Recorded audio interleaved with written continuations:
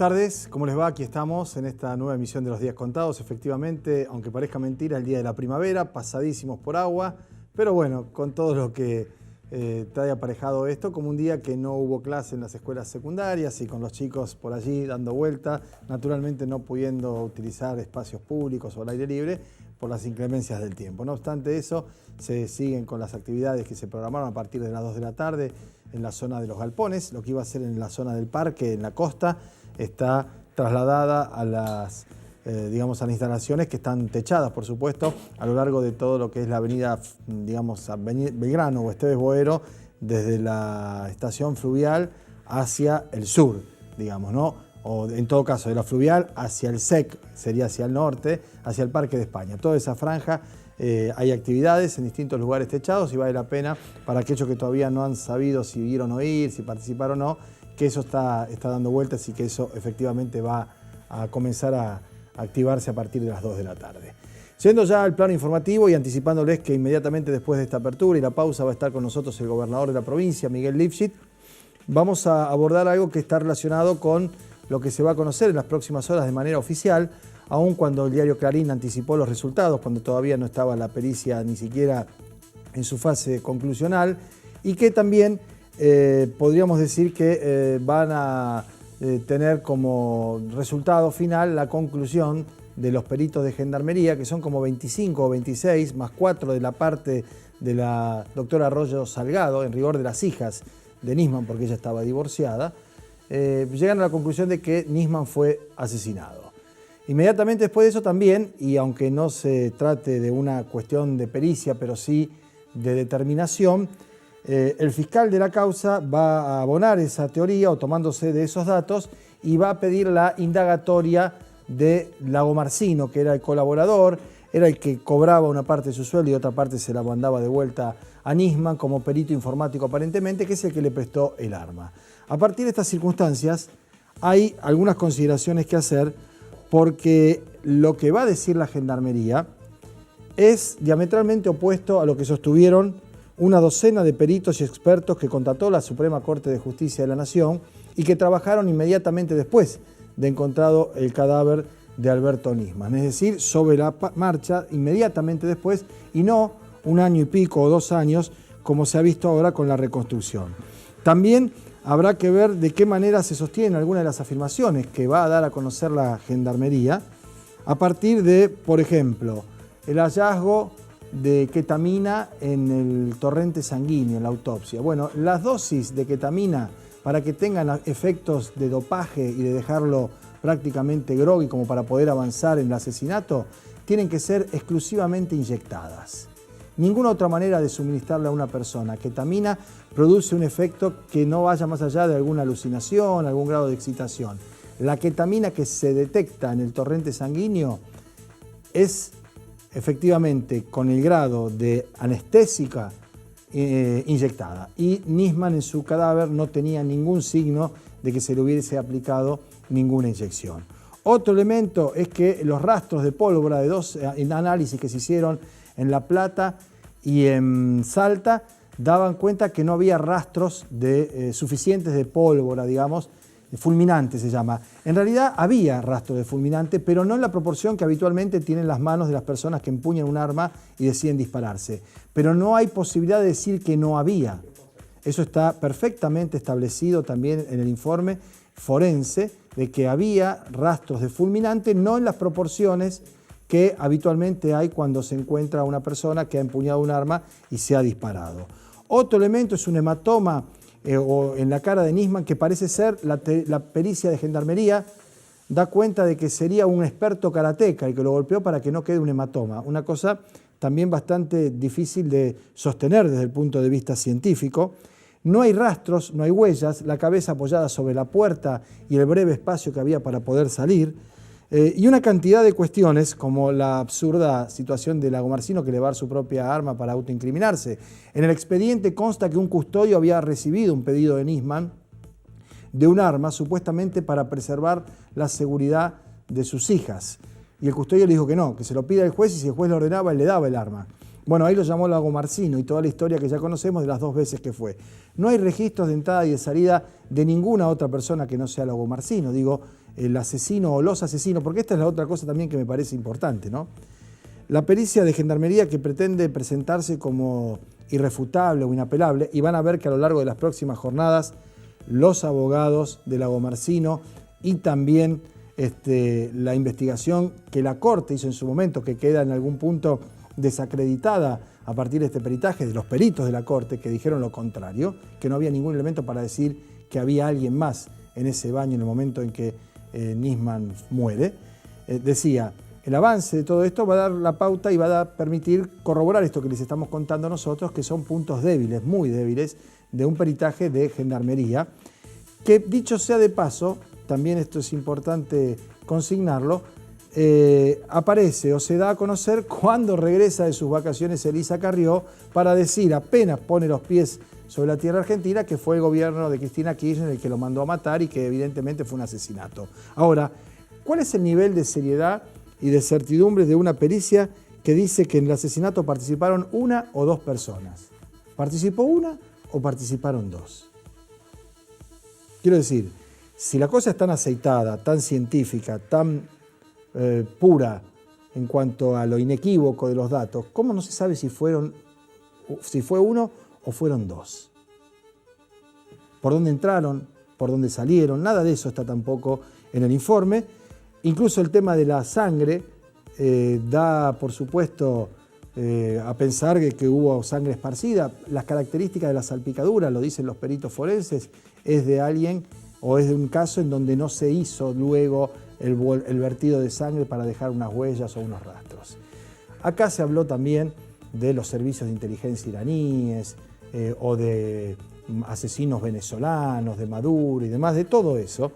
Y se llega a un punto, insistimos, en vísperas de un proceso electoral en donde aparece esta resolución de la Gendarmería, nada menos que la fuerza severamente objetada y cuestionada por su accionar en la desaparición forzada de Santiago Maldonado, donde, además de las denuncias de pactos, como hizo en su momento el candidato a diputado Leopoldo Moró, ex ministro del radicalismo, ¿no? Diciendo que acá había una suerte de contraprestación. A Gendarmería se le iba a amparar en su accionar fuera de la ley, en la represión y luego en la desaparición forzada de Santiago Maldonado, y a cambio venía una pericia hecha a medida para que se incriminara, se hablara de un asesinato, de un crimen político y se responsabilizara al gobierno saliente de Cristina Kirchner. Yo debo recordar también que una actitud cuanto menos imprudente, la expresidenta de la República, a las pocas horas del episodio, dijo que para ella era un homicidio. Y ese para mí es un homicidio. Uno lo puede decir en una mesa de café, en una charla entre amigos, en confianza, pero no públicamente, y menos si sos o si uno es el presidente de la República, o el gobernador, o el intendente, o un legislador inclusive. Desde los medios de comunicación, todo lo que se diga y se hace en torno a esta situación genera expectativa, atención, rating, tirada y todo lo que rodea un caso con estas características, ¿no? El famoso periodismo amarillo, del que habló Hertz hace muchos años en los Estados Unidos, tenía varios componentes: mujeres, sexo, dinero y asesinato. Y acá está muy cerca eso. La historia de Nisman con sus viajes al exterior, a investigar la AMIA, 4 a Cancún, acompañado de 4 jovencitas, la historia de los depósitos en las cuentas uruguayas puntualmente mes por mes que hacían los servicios de inteligencia de Israel, la llegada de Benjamín Netanyahu a la Argentina a en alguna medida bendecir la pericia de Gendarmería que incrimina a Irán, a levantar también el tema del acuerdo o el memorándum con Irán para también avanzar sobre la responsabilidad política del gobierno saliente, generan, como decíamos, una expectativa en la opinión pública que es muy difícil que se cambie independientemente de los resultados periciales de esta o el de la Corte. Cuando uno habla de la posverdad, este concepto que está cimentado en las creencias más que en los hechos y en las realidades, encuentra en el caso Nisman y en el caso Maldonado también un ejemplo, diría yo, tajante, definitivo. A muy pocos les interesa realmente conocer la verdad y sí, en cambio, les interesa tener razón. Una cosa es tener razón y otra cosa es la verdad. Digo, a la hora de ir a buscar. Uno busca lo que quiere encontrar en muchos casos y en muchas oportunidades. La investigación sesgada o no investigar determinadas pistas. ¿Cómo se explica la actitud del juez de la causa de Santiago Maldonado Otranto, que cree que se ahogó en el río Santiago Maldonado, y al día siguiente de decir eso, que es otra barbaridad, una presunción a viva voz por parte de un magistrado, manda a rastrillar las hectáreas de tierra del territorio de los mapuches a ver si encontraban algo. Hay, como decía antes, un elemento sustancial que es la verdad, que con el paso del tiempo se aleja, que huye y que no concluye definitivamente con darle claridad a los acontecimientos. Pase lo que pase, se resuelva lo que se resuelva, creo que va a haber tanta gente, y no importa acá las cantidades, sino el concepto, que va a creer que a Nisman lo mataron. Y otros tantos que van a creer, o vamos a creer, que Nisman se suicidó. Ni los que creen que Nisman se suicidó van a poder convencer a los que creen que lo asesinaron, y los que creen que lo asesinaron tampoco van a poder convencer a aquellos que creen que Nisman se suicidó. En el medio hay una muerte, por supuesto, hay una causa judicial y hay jueces que deberían estar absolutamente fuera de este microclima del que estábamos hablando, en donde lo que se busca es tener razón y no encontrar la verdad. Vamos a hacer una pausa. Cuando volvamos de la pausa ya va a estar para conversar extensamente con nosotros el gobernador de la provincia, el ingeniero Miguel Lifsi. Ya venimos. Bueno, muy bien, lo habíamos anunciado, está con nosotros, ya lo habíamos anunciado desde la semana pasada, el gobernador de la provincia de Santa Fe, Miguel Lifsi. ¿Qué tal? ¿Cómo estamos? Hola Pablo, ¿qué tal? Bueno, justito para nosotros, un día ideal, después de todo lo que ha pasado a lo largo de esta semana y lo que seguirá pasando por los próximos tiempos, ¿no? Decíamos ayer que Frigerio estuvo en Santa Fe, yo le digo Corralandia a la ciudad, ¿no? Porque ahora, así como con el menemismo estaba Pedrolandia, que Villa Gobernador Galvez recibía los ATN y todo eso. Pedro hacía una fiesta especial del Día del Niño, ¿se acuerdan? Que el Día del Niño era el 8 sí. Y él hacía una del niño peronista a los 7 días. Era barro porque repartía y todo eso. Yo no sé qué hará Corral, pero bueno, Santa Fe está privilegiada, la ciudad, por el nivel de aporte del Tesoro Nacional. Pero al margen de eso, Frigerio dijo dos cosas, una con un tono épico, que me hizo acordar a Churchill, es mucho, ¿no? Digo, el tono épico. Y otra con una cuestión así como ayurvédica, no sé. La primera era, el presidente va a honrar la deuda. Esto de honrar la deuda es una mecánica nueva, ¿no? La deuda hay que garparla, hay que pagarla. Honrar, ¿qué es honrar la deuda? Pagar la deuda, ¿no? Darle una característica como de Popeye, ¿no? Pagar una deuda que además el presidente Macri no la va a pagar el Estado Nacional al Estado Provincial santafesino. No es plata que Macri le debe a Lifsi, o le debía a Wiener o a Bonfatti, o se la debía a Cristina que no se la quería dar. Es el Estado Nacional, el Estado Provincial. Y la otra, que es ayurvédica, que dijo que el gobernador tenga paciencia, fe y esperanza. Esperanza tenemos, suena ahí está eso de facilito. fe y esperanza, ¿no? Sí. Era usado Bueno, por otros. ahora, yo no sé, y lo decía sonriendo, educado, un muchacho, un hombre de buena familia, preparado, pero yo dije en un momento determinado, y hago una transpolación, Lifsi. Supongamos que uno le debe plata a una persona que no es muy amiga, pero tiene una relación correcta, cordial, incluso con niveles jerárquicos. Y viene y le pide la plata, porque dice, mirá, hace 10 años que me venís pedaleando, hace 2 años que yo te presenté un plan de pago, me dijiste que te parecía bárbaro y me seguís pedaleando. Ahora, te pone la mano en el hombro y te dice, paciencia, fe, esperanza, lo menos que se come un redoblón, sin hablar de ir a los hechos físicos, ¿no? Digo, trasladado esto a la política, después de 1 año y medio, casi 2 años, de distintas avances, ofertas, alquimia, nada. Es verdad, yo he tenido paciencia, soy un hombre con paciencia, tengo fe y tengo esperanza, las tres cosas, pero a pesar de eso no hemos logrado un resultado concreto. Es un activo que tiene la provincia, o sea que no me desespero porque sé que es un capital que tiene la provincia, que se mantiene actualizado y que más tarde o más temprano va a volver a Santa Fe como corresponde, porque un fallo de la Corte aquí y en cualquier parte del mundo es inapelable y no hay forma de evadir su cumplimiento. Lo que sí creo que el gobierno está tirando la pelota para adelante, claramente. Al principio, la verdad, creí que efectivamente me estaban pidiendo un tiempo. Claro. Y era razonable, recién asumí el gobierno, bueno, tenía que acomodar los números, un poco hacer pie en la estructura del Estado, uno entendía que no podía haber una solución inmediata. Ahora ya ha pasado casi 20 meses, es tiempo de que haya soluciones. nosotros le hemos hecho una propuesta que además tuvo un amplio consenso político, incluso hasta los diputados de Cambiemos la acompañaron, y es una propuesta, pero más que razonable. En realidad la hicimos poniéndonos en el lugar del gobierno, ¿sí? Tratando de decirle, bueno, miren, les damos algo que es factible, que es posible, que no compromete para nada las finanzas.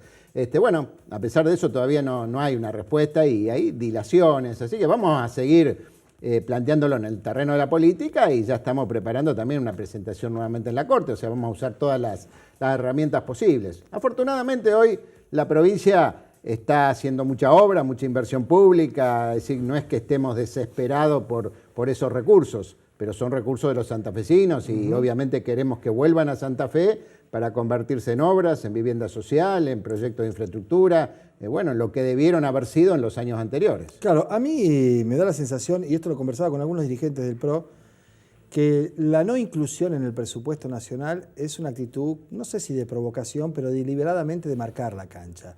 Porque con una mínima partida, que fuera un porcentaje casi hasta simbólico, que dijera cancelación, deuda con los estados provinciales por la quita de coparticipación de acuerdo al fallo de la Corte, X, y no un monto extraordinario, ya era otra la historia. A mí me da la sensación que hay una suerte de intento de disciplinamiento también, y que este año y medio que llevamos sin cobrarlo, casi 2, se puede transformar en otros 2 y comprometer lo que será la elección del año que viene cuando haya un recambio en el Poder Ejecutivo.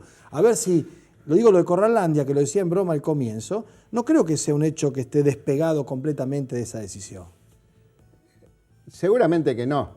Probablemente si este fallo favorecería a la provincia de Buenos Aires, hubiera habido un renglón en el presupuesto con una partida para cumplir la deuda.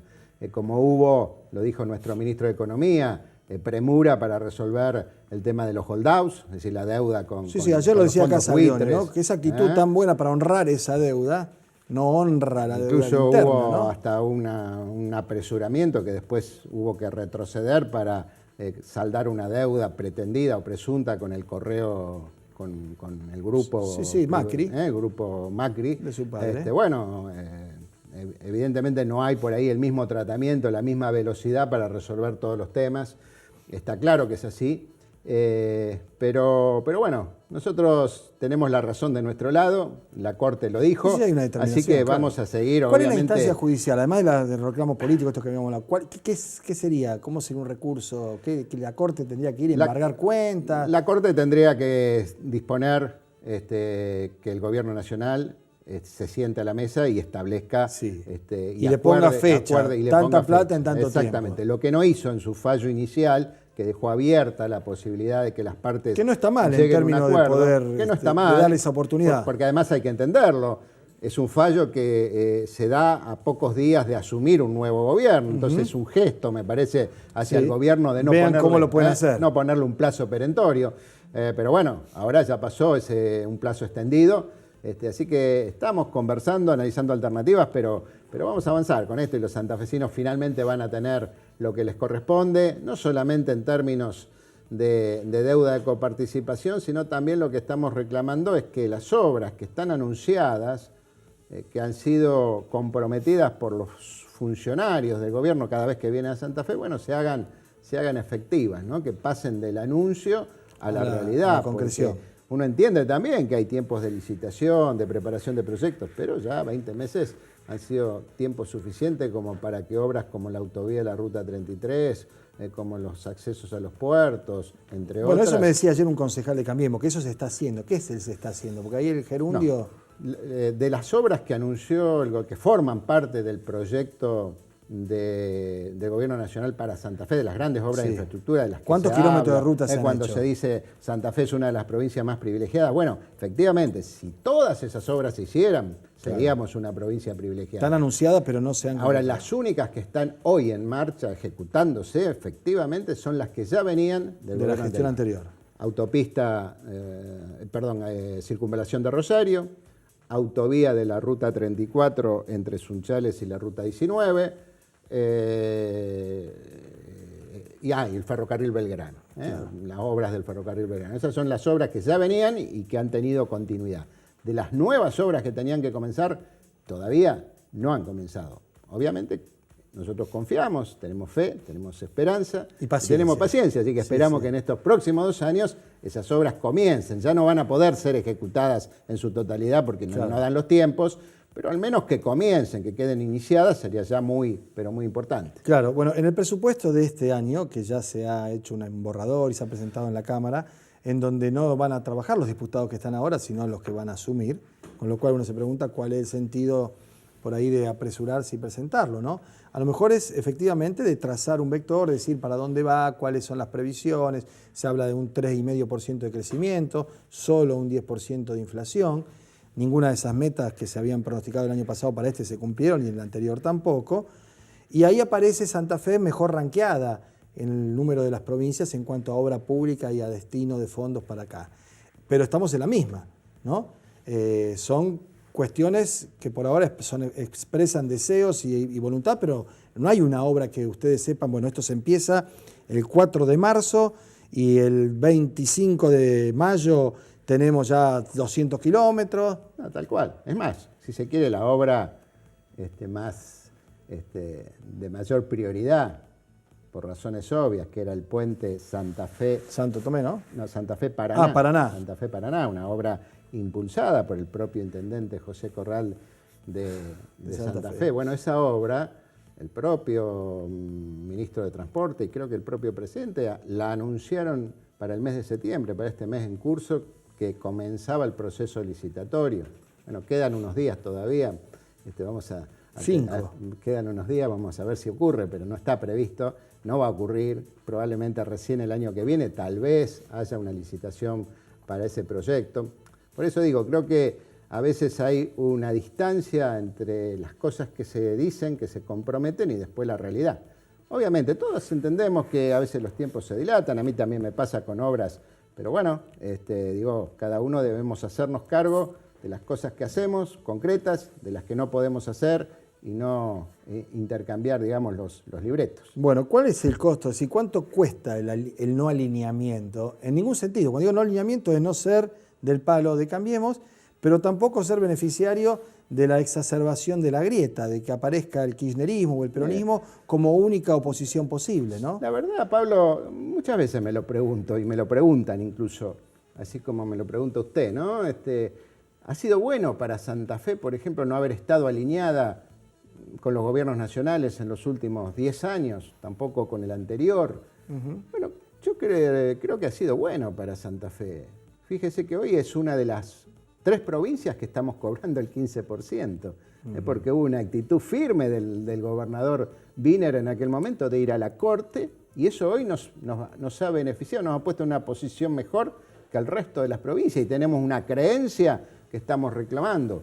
Y nos hemos hecho fuertes en nuestras propias capacidades, le hemos sacado el jugo a nuestro presupuesto, hemos trabajado con una administración muy austera para lograr que la inversión pública llegue donde tiene que llegar, y las transformaciones que ha tenido Rosario en estos años y que ha tenido Santa Fe, a pesar de no haber estado en el palo de los gobiernos nacionales, no tiene nada que envidiarle a lo que ha ocurrido en otras provincias. Es más, diría que estamos mucho mejor que la mayoría de las provincias. Así que yo no me quejo, nosotros peleamos por lo nuestro, defendemos el derecho de los santafesinos, lo hacemos con madurez, con diálogo, vamos a todas las reuniones, estamos en todas las mesas que nos convocan, hacemos oír nuestra posición, queremos que en el Congreso Nacional también haya diputados que representen a Santa Fe, porque hoy no estamos eligiendo entre Cristina y Macri, esa elección ya pasó, y en todo caso podría repetirse un esquema parecido. No, esa nunca pasó, en el futuro, fue Scioli. ¿no? Bueno, pero digamos esa... Porque ahora viene la pregunta, ¿era ahora pasado 2 años, ¿era lo mismo Scioli que Macri? No diría yo que fueran lo mismo, ¿no? Para nada se puede decir que fueran lo mismo, ¿no? Creo que eran 2 expresiones de modelos de país distintos, obviamente, uno muy asociado a la década anterior y el otro que plantea una renovación, que plantea un cambio, pero que bueno, que todo eso tiene que transcurrir el tiempo necesario como para que podamos ver hasta dónde llegan esos cambios reales y hasta dónde o cuál es realmente el sentido de ese cambio, si es para mejor. En general, todos los proyectos que hemos tenido en democracia desde el 83 en adelante, en sus primeros 2 o 3 años han generado expectativas, han generado entusiasmo, han generado la ilusión de que íbamos para un país absolutamente nuevo, un nuevo movimiento. Hay como un discurso fundacional en cada uno de los presidentes, claro, ¿no? Siempre y lamentablemente se destroza todo Ojalá que alguna vez encontremos la posibilidad efectivamente de un proyecto transformador y sustentable en el tiempo. Pero bueno, para eso tenemos que analizarlo un poco más adelante, ¿no? Bien. Un par de cosas vinculadas a la provincia específicamente, ¿no? Se ha sorteado el camarista que va a decidir el tema del descanso dominical, sí. ¿no? Un hombre de la ciudad de Santa Fe, por las referencias que hemos podido conseguir, es un hombre de unos 60 y tantos años, de mucha experiencia. Sus fallos no son predecibles en términos de que tiene una orientación. Siempre hay uno garantista, el otro es más duro. Esto está especializado en temas procesales. Le gusta escribir sus fallos y argumentar, tiene un vuelo literario. Esto me lo decían algunos magistrados, incluso de niveles similares a este sorteado, ¿no? Pero igual a mí me parece que, habiendo 6 ministros de la Corte Suprema de Justicia, que la decisión final sobre una cuestión que se viene discutiendo hace años recaiga sobre una sola persona, a la que la sortearon en un bolillero y le dieron todos los papeles y los expedientes para que lo estudien 70 días, me parece impropia. Ahora, yo creo que Berreta debió haber aplicado el doble voto, no quiso, porque la tradición, por lo que sea, esto se soluciona nombrando otro ministro de la Corte, que está vacante eso, ¿o no es así? Y eso ya depende del Ejecutivo. No está vacante, porque hoy por hoy no se puede integrar con un 7º miembro. Pero se podría, si la legislatura está habilitada, porque la Constitución lo permite, podría establecer un nuevo... Efectivamente, no es una vacante, es una alternativa. Una alternativa de tener un nuevo miembro, y es una alternativa viable. Porque sobre todo nunca nombraron a nadie, ni Wiener, ni Bonfatti, ni ustedes nombraron un ministro de la Corte. Creo que sería buena una renovación de la Corte, o sea que por lo menos uno nuevo ya sería un aporte interesante. Sí, y si se jubilaran algunos de los que ya están en edad, también. Creo que es necesario que los organismos del Estado se vayan renovando, así como en las legislaturas y en los ejecutivos. Cada 4 años se renueva y puede haber alguna reelección si está permitida, pero la gente va reeligiendo, va renovando. En la justicia, donde hay estabilidad y todos entendemos que es razonable, pero también tiene que haber algún mecanismo de renovación. Algunos de los que ya están en edad y forma y tiempo podrían salir. Y yendo al tema concreto del descanso dominical, yo creo que, como todos los temas, ¿no? Pueden haber análisis técnicos jurídicos y seguramente que hay media biblioteca para un lado y media para el otro, por eso hay 3 votos para un lado y 3 votos para el otro.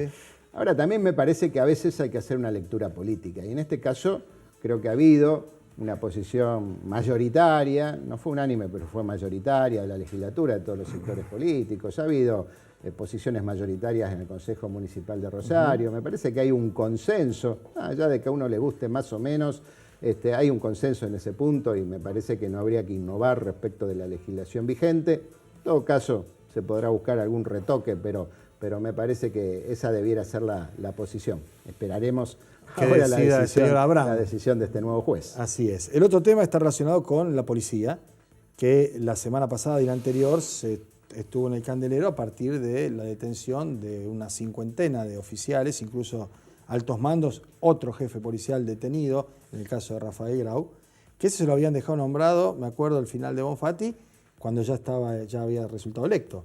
Creo que Bonfatti hizo el cambio de jefe de policía. Sí, yo mantuve eso durante 2 o 3 meses hasta marzo. Y después también yo reconozco que fue Puyaro el que hizo las denuncias para que se investigue lo que estaba sucediendo y demás, ¿no?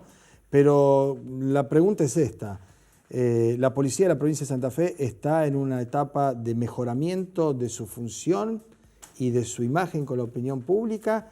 Digo, teniendo en cuenta esto. Si cuanto más se descubre es mejor en términos de que lo que se va encontrando son cosas que vienen de anteriores registros, ya sea esta gestión, las anteriores y demás, ¿no? Quiero decir, porque uno ve 50 policías detenidos de un día para el otro, vinculados a alguno en caso de desaparición forzada de personas y otro en negocios ilegales, otros en encubrimiento, dice, bueno, ¿cuál es efectivamente el cuerpo policial? No se puede hablar que sean excepciones. Yo creo que, nunca es bueno tener una enfermedad, pero si uno la tiene es bueno detectarla a tiempo y poder hacer un tratamiento oportuno y rápido, que no termine con la vida de la persona.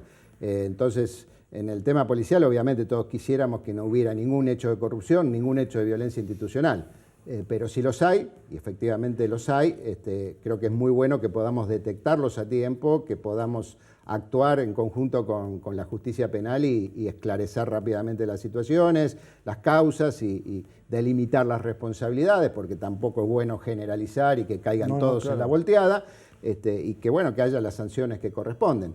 Digamos, vivimos en una Argentina donde la corrupción ha cruzado prácticamente todos los estamentos de la vida nacional, los gobiernos, las legislaturas, el sector privado, las instituciones, los gremios. O sea, a nadie le puede llamar la atención que también la policía tenga cruces con mecanismos corruptos. Pero me parece que estamos en un proceso de mejoramiento, que tiene que ver con detectar los casos, pero también con un fuerte sector de jefes y también de tropa, digamos, de los sectores, digamos, de los mandos medios y abajo, que han recuperado la mística y el compromiso, y que nosotros advertimos que hay ganas y hay esfuerzo y hay compromiso de muchísimos sectores policiales por digamos, revertir una imagen frente a la opinión pública y también por mostrar efectividad en el trabajo.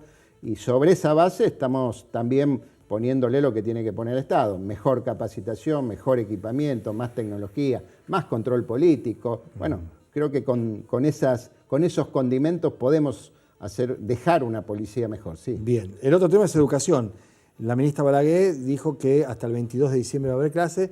Ya DAMSAFE salieron a decir que era bastante complicado, en rigor a decir que no solo por cuestiones de calor, porque va a ser mucho calor, pero el 14 también va a ser calor, sino porque puede haber superposición de exámenes previos, materia más. Un director me contaba y me trajo una planilla, donde tenía 70 exámenes, ¿no?